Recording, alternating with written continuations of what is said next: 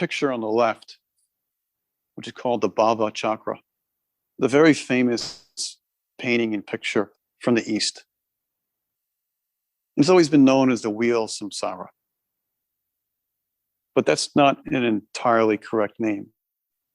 Because if you take Bhava Chakra and you split the words there, Bhava and Chakra, Bhava means births or becoming. Chakra means wheel. So really, this is the wheel of becoming, or the wheel of births. This is a symbol of the ups and downs. A wheel has to go up, but as well as it goes down, showing evolution and de-evolution. And this is a kind of a roadmap of our state of being, where we are inside our own mind, but as well we are in our state of being. And this shows a pathway of where we evolved throughout all our lives and where we are going, both in past lives, but as well in our current. Then you see this monster called Yama, the Lord of Death. He also can have another name or another definition, because Yama means illusions or lies. That the energy that we've been producing, or the causes that we produce by manipulating that energy, has created effects that creates illusions around us and lies, those desires. And the only way out of it is through death. And we're not talking about physical death here. We're talking about psychological death.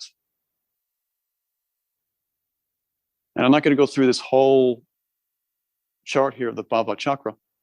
If you want to know more detail, I highly suggest going to glorian.org. You can go to the course Bhava Chakra, which gives great detail on this whole chart.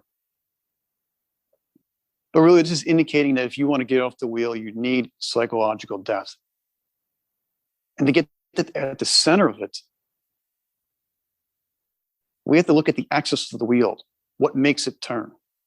So on there, you see 3 different animals in the center. You see a rooster, snake, and a pig. And they're all attached together. They're all intertwined. The rooster represents craving, greed, desire. The snake is passion, lust, hatred, self-centeredness. And then you have the pig, anger, ignorance, delusion, sleep. These 3 animals are what turns the wheel. This is what happened to Psyche. She fell into those 3 animals. Krishna in the Bhagavad Gita says there are 3 gates to this self-destructive hell: lust, greed, anger.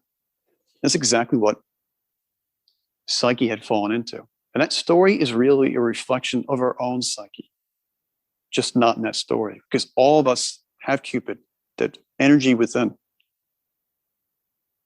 But our psyche is the one that transforms it into these degenerative elements, these desires, or these psychological aggregates.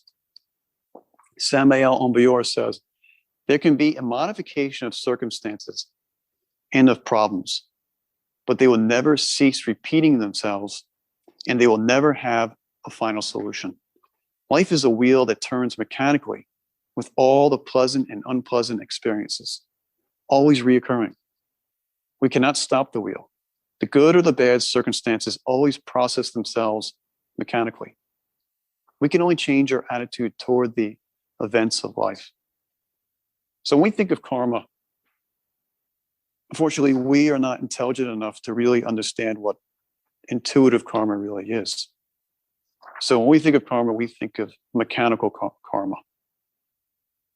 We understand if we produce this effect, this cause, we get this effect on a basic level. But many times we are producing a ton of causes, transforming a ton of energy, and have no idea what the effect is. And that's why we create karma within. And that's why the psyche ends up in a situation we are now.